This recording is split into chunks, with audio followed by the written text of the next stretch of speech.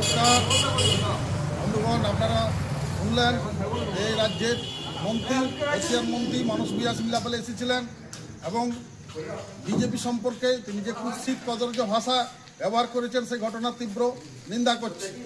আমরা মাননীয় মন্ত্রীকে, বয়স্ক মন্ত্রীকে আমরা কিছু বলতে চাইনি, আমাদের রুচিতে বাঁধে, আমাদের রাজনৈতিক শিক্ষা সেটা নয়, কিন্তু আমরা আশা করেছিলাম যে একজন মন্ত্রী, তিনি সেচ মন্ত্রী, আমাদের সিমলাপাল এলাকার যে দীর্ঘদিন অসেচ জমি রয়েছে সেগুলো তিনি সেচের কথা বলবেন। তিনি সেচ বাদ দিয়ে তিনি ছিলেন আবার ক্ষুদ্র শিল্পমন্ত্রী। এই এলাকা দক্ষিণ বাঁকুড়া শিল্পের চিহ্ন নেই, বাম আমল থেকে, কংগ্রেস আমল থেকে, বর্তমান তৃণমূল আমলে।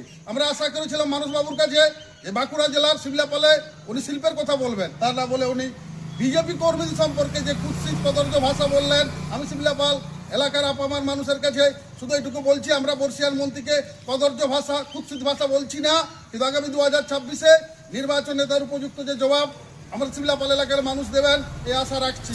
নমস্কার।